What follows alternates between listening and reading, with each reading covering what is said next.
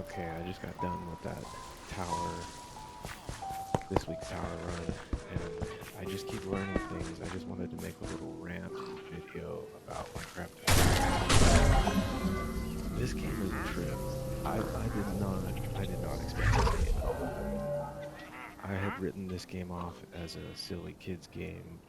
I'd never played Minecraft. I had just seen little screenshots. I'd never even seen any real videos. I'd never even watched any real gameplay of Minecraft. I just knew what it looked like. Seeing screenshots. I don't watch TV, so I don't see ads. I'd never seen any video of Minecraft whatsoever. Never watched anybody play Minecraft.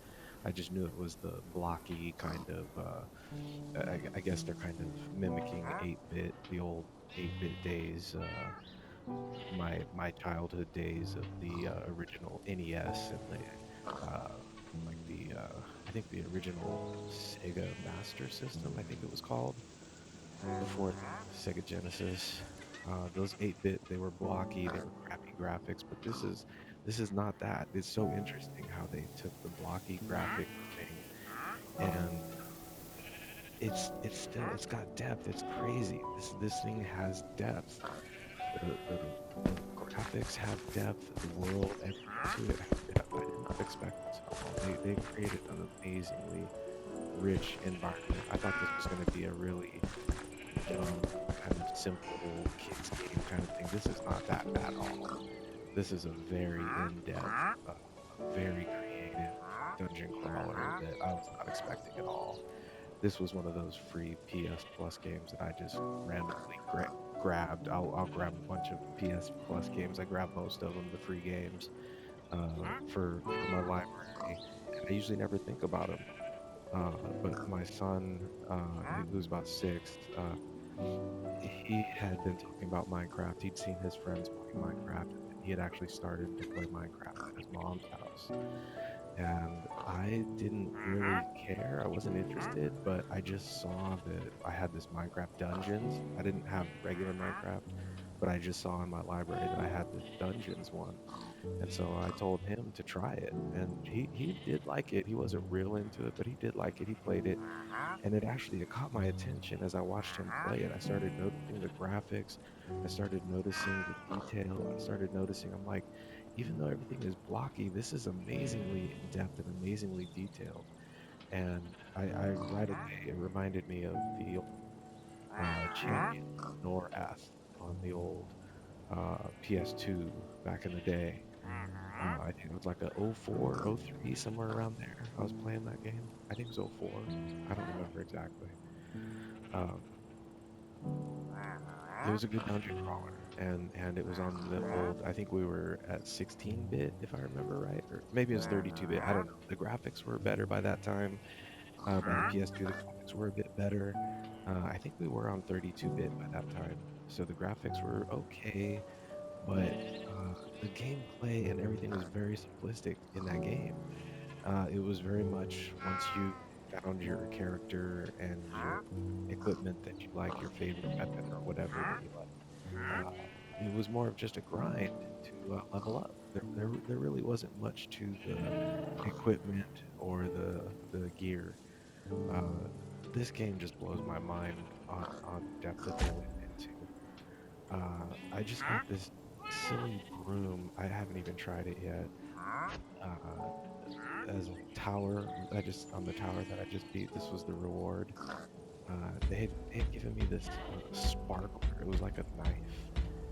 I mean, there's this right here, this sparkler. I mean, it's like it's not a big deal or anything. It's just that they went into so much detail. They went into so much detail in this game. There is so much depth to this game. Uh, the creativity, the difference in the weapons. So even if that sparkler, even if it's just a knife like this broom, it's probably just going to be a basic sword or something. It's like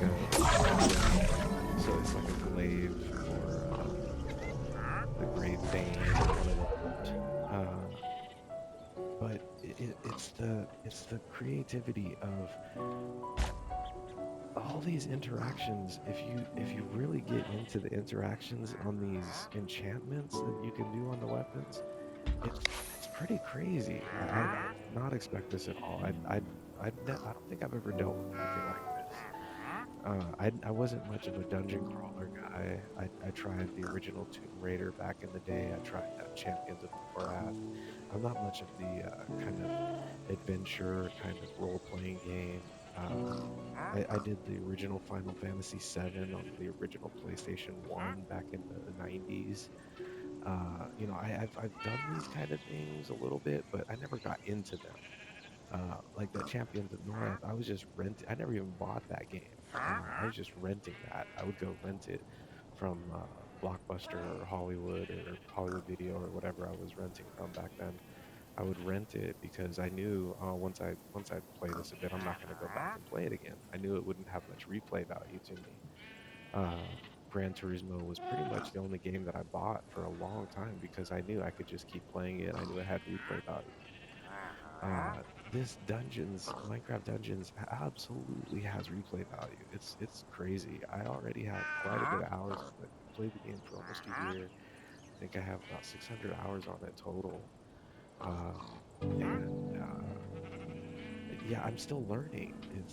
I'm still just kind of scratching my head. Like these guys really spent time on this game. The differences between the weapons and the armors, and once you start messing with the enchantments, there's so many possibilities.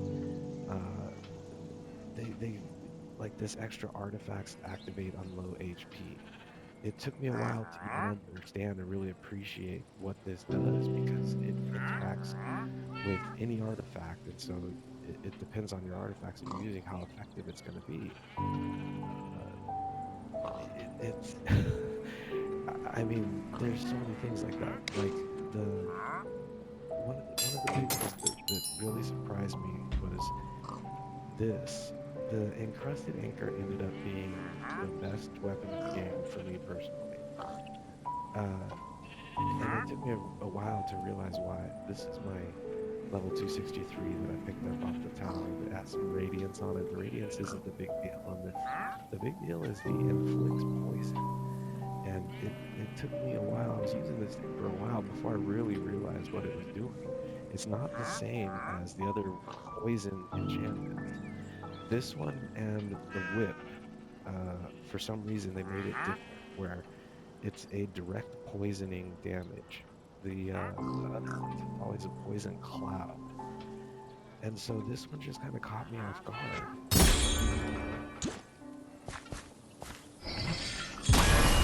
Look at the green damage. That's the void damage turned green by poison. And it went up to 11 million there. If you don't have that poison, the void won't ramp up that much. So they somehow on the anchor and the whip decided, okay, we're gonna make this poison behave differently than all the other poison in the game, and it's gonna stack with the void.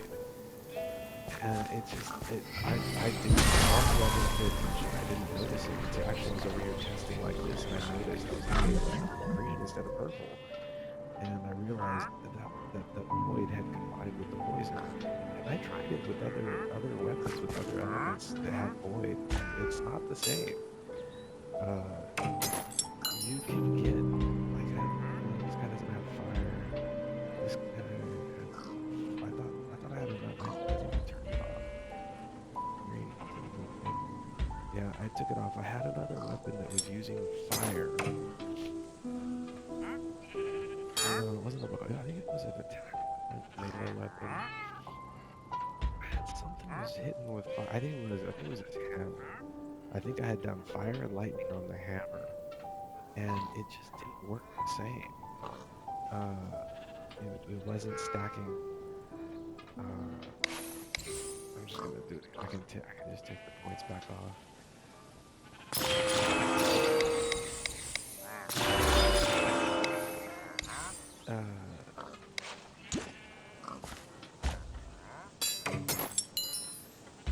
Let's see. I don't think it's gonna do the red. No, that purple one, I'm not sure. I think those red numbers do mean that it was stacked to a void, or no, because it's not going up too much. I'm not sure. It barely goes up. It's not the same like that anchor. That anchor, those numbers just really ramp up. This one has, I don't know. It goes up to like 500,000. I don't know. I think that the fire is combining with the void there because the numbers are red. I'm still not sure. I don't really understand this stuff fully. I'm just starting to pay attention to it even. I hadn't even really paid attention until recently. I just noticed it on the anchor. Yeah, the purple numbers. See, now that was purple there. That's over here. Yeah, I don't think those red numbers, I think that's just seems to be burning in fire. I don't know. I guess I should have tried it with just fire first and then done void too. Yeah, it's very interesting. It's very interesting. I'm still kind of scratching my head with some of this stuff. The radiance thing too is interesting. It doesn't. I don't really like it. It doesn't activate enough.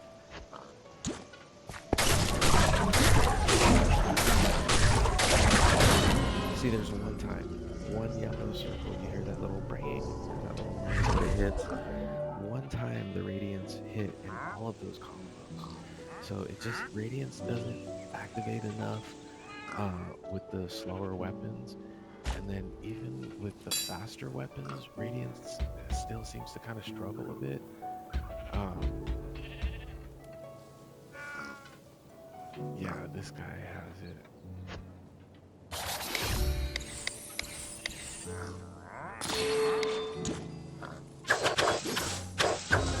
Yeah, one, two, three. Out of I mean, it's not. I think it's supposed to be like 20% of the strikes or something. Do the radius. What does it say? Has a 20% chance. So it's like 1 in 5 hits should do it. So it's not that bad if you have the faster weapons. Uh, but I don't know. For me, I just haven't had much success with radiance. I've tried it on a few different kinds of weapons. It's definitely for the fast weapons. But yeah, it's interesting how they'll have these complicated. Like it seems like it should be pretty straightforward. Oh, I use this thing, it'll heal me. It's not that straightforward. You put it on a slow weapon like that staff, and it's not that good. You put it on the faster weapon, and it's a little better. I mean, it's very detailed. They went into a lot of detail on this to, I guess, to kind of keep everything balanced, keep it all balanced or whatever. I don't know.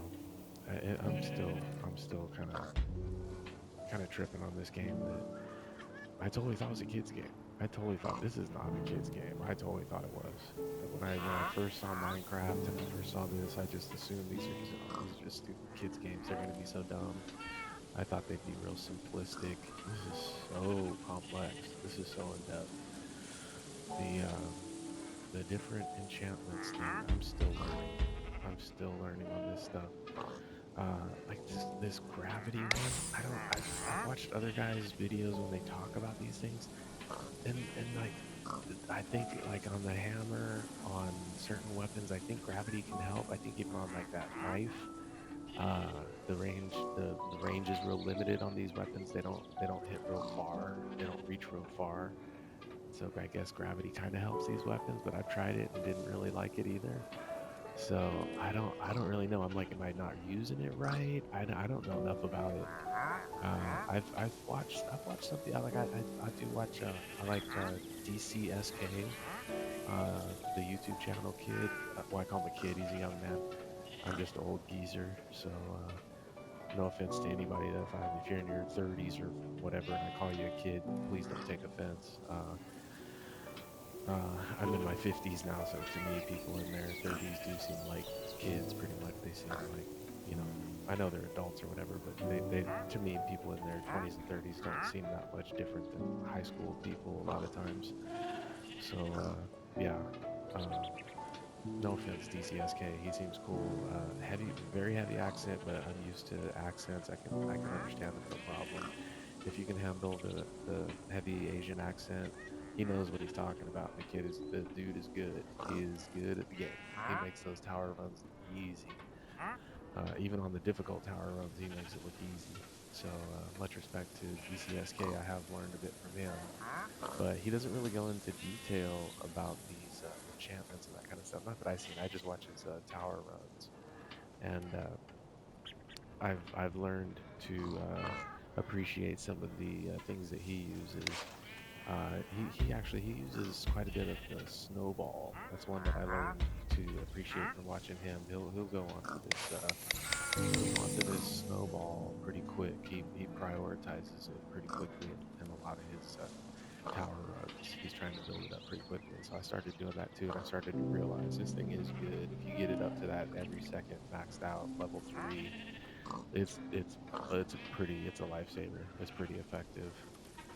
Um, so yeah, watching DCSK, I picked up on a few of these other enchantments. Like this one this week, I had to use that lightning rod.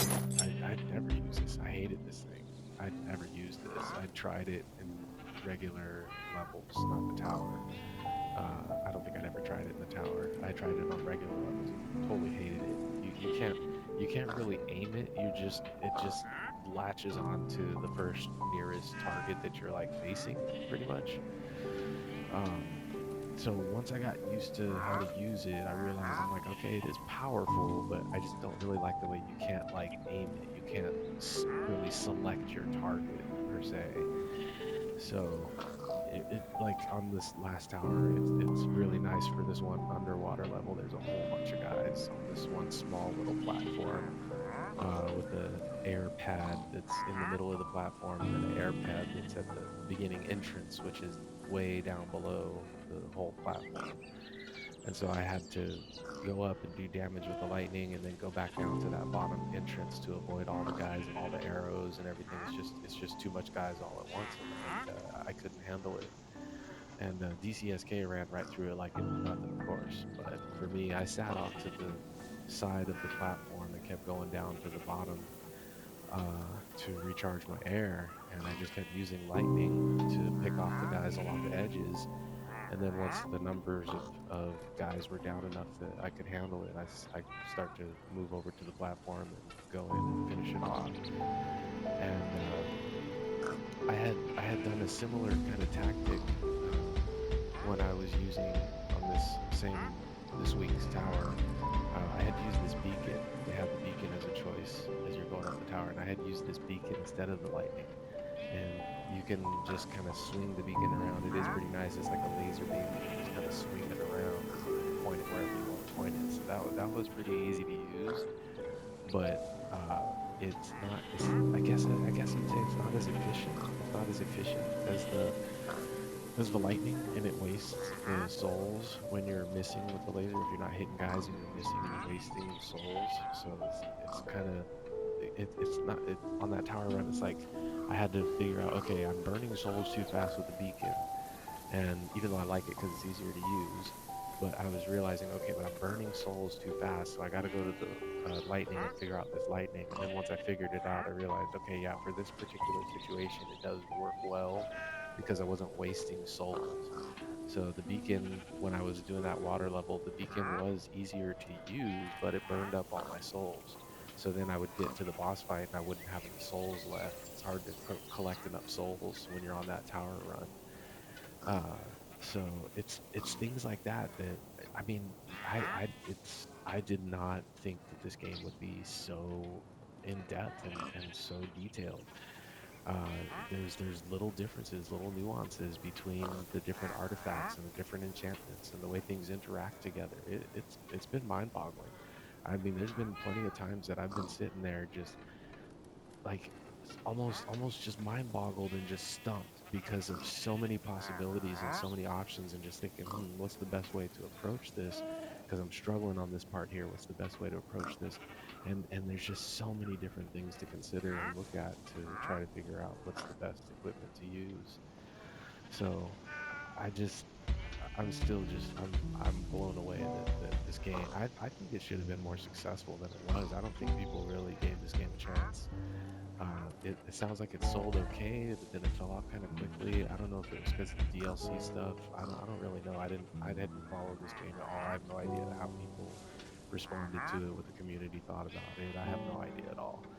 I just know that my appreciation for this game has continued to grow. I've been playing for about 9 months. I'm about 500 or 600 hours in, and my appreciation just continues to grow. Honestly, this is the first game other than Call of Duty that has been a pleasant surprise. Uh, uh, I used to not want to play Call of Duty because if I even watched people play it, I would get dizzy. And I got to the point that I could watch it, and then I kind of got into what they were doing, and I kind of understood it a bit. And then I got curious, and then I tried it, and then once I tried it right away, I loved it. I was interested right away. And Call of Duty was one of those ones that I was kind of I kind of thought morally it's kind of I don't really like just a pure war simulator, just gunfighting. I wasn't into that at the time. I kind of thought I don't think that's too good for young people. But once I started playing it, I started to really enjoy it, and I started to see. I was like, okay, there's a lot of depth here too. I got real sucked into the depth of Call of Duty, much the same like I'm doing here with Minecraft Dungeons. Call of Duty also has a lot of attachments on the guns and perks for your gameplay that they can really impact the gameplay. They can really impact how the game feels and plays. And I definitely didn't expect to see that here in Minecraft Dungeons, but once I did see it, I was already kind of, because of my Call of Duty experience, I was kind of, oh, okay, I was kind of already understanding how the complexity and the interplay between the enchantments and the weapons and the armors and all this stuff, how it all can work together in various ways to create tons and tons of possibilities. So yeah, it's been a big learning curve for me these last few months. I actually started watching more of the videos about Minecraft Dungeons too to try to learn more about it. I found a young man named Swev, Suev, very articulate, very intelligent young man. He looks like he's a teenager when he first his old Minecraft videos. He looks like he's barely a teenager. He looks like he's probably in his 20s now. And Swev really knows his stuff too. He's breaking down things too. He does rankings too. That helped me to see his rankings on the items, all the weapon armor, enchantments, etc., artifacts. He breaks that stuff. Swev broke that stuff down really well. There's other guys that do it too, but I just particularly like the way that Swev was breaking it down. So I went to him. I went to Swev mainly for the uh, rankings on the weapons and enchantments and stuff like that. I checked out a couple other people, but I just didn't really like how they approached it. Swev is just very thoughtful. He's very detailed and very specific in his approach to the whole thing too. So yeah, shout out to Swev. If anybody watches his channel too, he's good too with the Minecraft Dungeons. He breaks it down real well. I don't think he plays it anymore, but he has old videos from when he did play it. I think he mainly just does Minecraft now. I don't know. I haven't really looked at his channel, but yeah, the videos that I've seen that have helped me learn just kind of whet my appetite even more for diving deeper into this thing and understanding the differences and the interactions and everything. It's a lot of fun. This game is a lot of fun. And especially since I recently started beating the tower and getting these 263 level gear and armor and weapons and stuff. This has been fun too for me because I didn't used to even play the tower. I couldn't even beat it. I wasn't even good enough to beat it. I could beat it on default or whatever, but that's a waste of time. If you want the good stuff, you have to beat it on Apocalypse. So I unlocked Apocalypse a long time ago. I was on Apocalypse a long time ago, but I just basically just kept spamming Archhaven. I'm basically just a grind kind of guy. I basically just grind. I do it on Gran Turismo. I did it with Call of Duty too. I do a lot of just repetitive grind. I'm not the uh, accomplishments. I guess I'm not looking for the accomplishments. I'm more about getting all the good gear. Uh, on my Call of Duty, I was my favorite zombies on Call of Duty was Black Ops 4 Zombies, and I maxed that out at level 1000 just to get the gear from it. I would grind it just to get the gear from it. I do enjoy it. I do enjoy playing zombies on Black Ops 4. It is a lot of fun, but I didn't do any Easter eggs at all. I didn't finish any of the Easter eggs in Black Ops 4 Zombies. So it was more about just because you get all these free chests. Yeah, they have all these daily missions and things where you can get free chests and get free items. And so I was more about collecting all the stuff, which zombies really helps you to collect the stuff easy because I didn't play online multiplayer. I never well I did a bit, but I think I got to like master prestige, but I never like pushed it to try to like max it out or anything like that. I was just again just unlocking things and opening things with the online multiplayer on Black Ops 4. So I got to like master prestige 100 or something like that, and I had unlocked I guess pretty much everything. And uh, I just didn't even care anymore. I just didn't even care about the online multiplayer anymore. I tried that blackout mode, was fun. Blackout was definitely fun. But I'm more of just like a collector. I'm not there to like complete all the trophies or whatever like that. I just want the good items in the game pretty much. That's all I really care about. So that's what I've been doing here too, is just trying to stack up all the good items and the tower is the 263 items, and they're also usually the best gilded. The they'll give you some good extra stuff on it. So yeah, I've beaten it on Apocalypse quite the tower on Apocalypse quite a few times now. All these 263s indicate these are all victories off of Apocalypse Tower, and then of course the 254s are I got part of the way through. This is just an old. This was my top of the line anchor before I got my 263 anchor.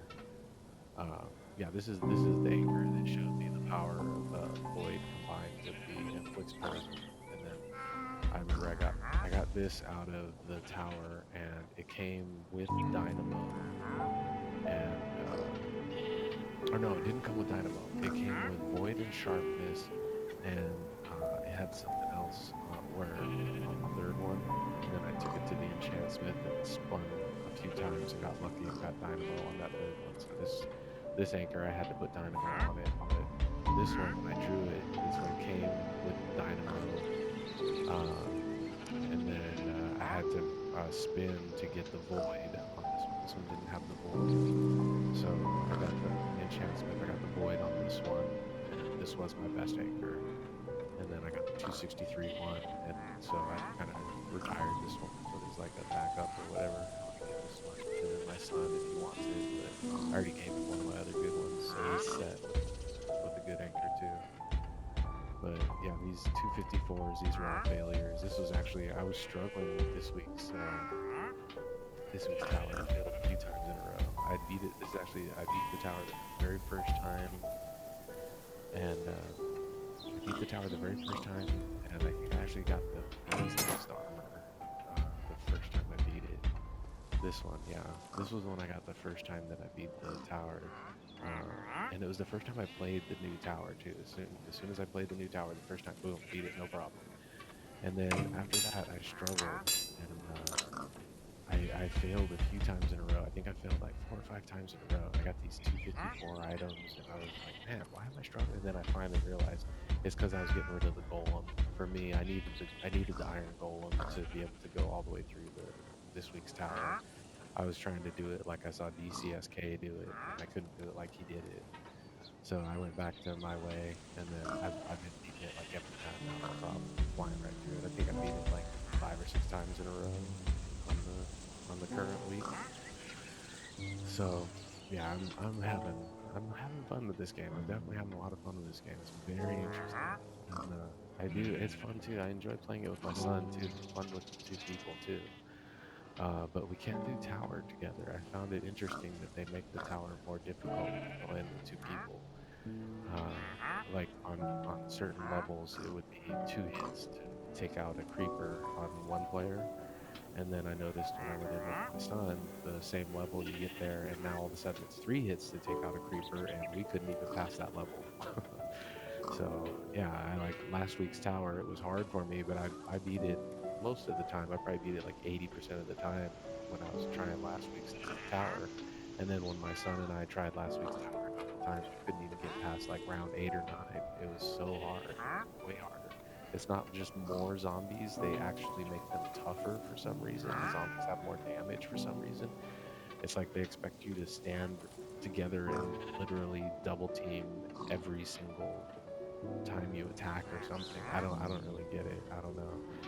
But yeah, it's too hard for us on 2 player. We didn't know how to do it on 2 player, so we get our butts kicked doing that. So he and I can't really do the tower together yet. We beat it once on Apocalypse together, and that was a few weeks ago. It was our first time. We had tried several times and didn't do it, and then we did it one time a few weeks ago, and it was a pretty easy tower. It actually had a nice anchor. You could get the anchor and get it to the unique and get it with it. Even I think it even had dynamo if I remember right. Yeah, it did. It had dynamo on the anchor, so you could just sit there and just dynamo up your anchor up to 20, max it out at 20 dynamo, and then um, go into like the boss fight and hit the boss one time and bam, and you're done. So yeah, that was a pretty easy week that he and I were able to beat the Apocalypse Tower. But since that one time we got lucky, we haven't beat the tower ever doing the 2 player. So yeah, I still enjoy it. I'm still learning, and I just had to rant a bit because this game has been on my mind, especially after this week's tower. Saw those the sparkler and the weird maroon, and it's just it's just really been sticking with me. It's something that I find myself I'll keep thinking about it even throughout the day. I'll keep thinking about, I wonder if I should try this or try that. It's just such a uh, uh, large inventory basically to work through and experiment with and figure out what works best and what works with what. So anybody that's not savvy to this game and thinking about trying it, I highly recommend it. I've heard rumors of a Minecraft Dungeons 2 coming out. I would be happy if they did that. I would definitely buy that for my son and I. But for now, I'm still happy learning about this one, taking on these towers, finding new 263 gilded gear on the tower. I've really enjoyed this. The tower thing has opened up this new level of gear for me that I'm happy about because I was stuck on that 251 gear for a long time. So now that I'm getting all this 263 gear, this makes a difference when you go in when you go in on regular levels on Apocalypse plus 25, the highest setting of difficulty. These 263 items definitely make a difference. When I was all 251, I had pretty much had only one setup that I could use at work, and that was my 251 anchor with this. I had this armor. I don't think I still have it. Yeah, I took off the enchantment. Oh no, it's still there. Actually, this is a very good armor. This one blew me away. How good this was. Uh, the speed on this is so good. It's not just the 15%, it's the swift-footed. This is the one that kind of caught me off guard. And then I don't really understand why. This is another one that is kind of, it just seems to just be an interaction between the perks or enchantments or whatever. When you roll with this guy and you get the swift-footed going and he has speed, there there's this like he slides like he's on ice, I guess you would describe it as. It's kind of weird. So he's not just moving fast, but he slides too. Like say you're running fast and you change direction, he slides through it like he's on ice.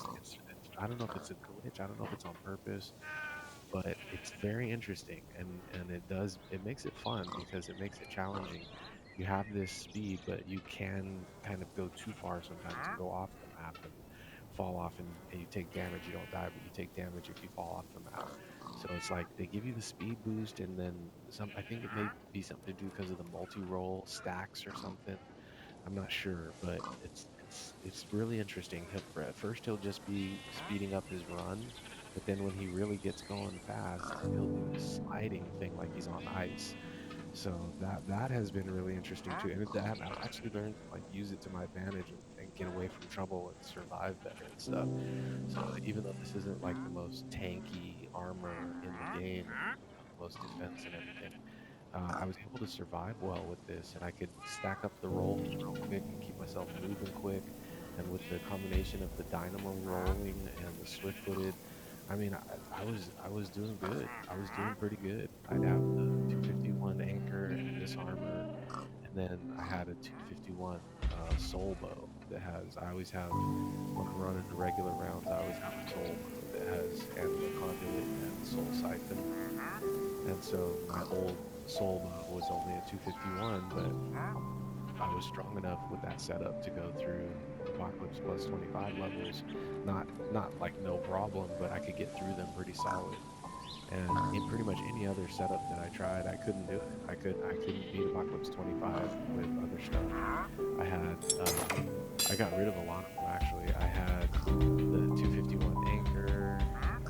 I had a 251 saw blade that was pretty good. I think it shot, if I remember right. Yeah, I think my saw blade was the one that I first discovered was shooting shockwaves. You can you can stack up the the shockwave. Yeah, I think I just got rid of it. Yeah, I've cleared out a lot of my 251s just because I'm getting all the 263s now. So I've cleared out a lot of my stuff. I gotta clear out some of this armor. I have a lot of extra armor and storage too. But the saw blade with the shockwave was another thing that kind of surprised me because I didn't know that it would do that. Spammy shockwave thing. Anybody that hasn't seen this,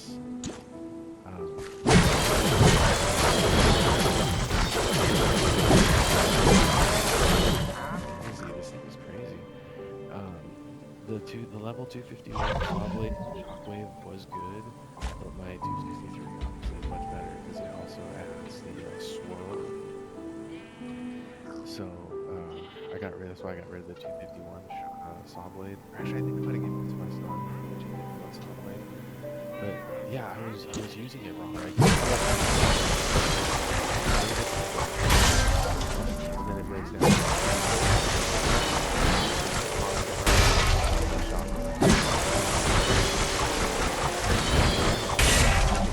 All those millions of damage, you're getting good damage out of the saw blade. But if you put it way higher,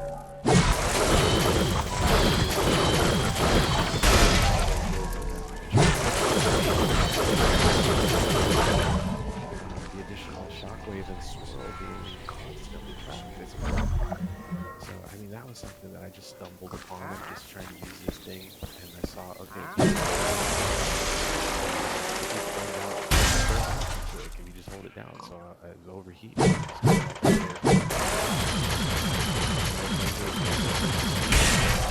There's a certain speed where you can get it going. If you go too slow,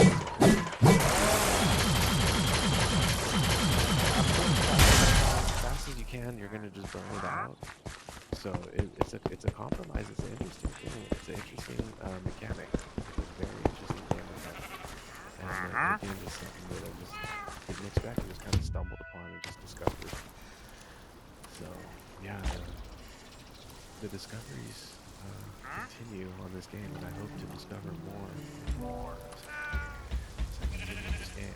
Anybody that's not playing this game yet or hasn't tried it, I do recommend it. If you were one of those that got it free on PS Plus, and you got it in your library and you never tried it, I recommend going back and give it a try. It's very, very fun game. Thank you, Minecraft Dungeon.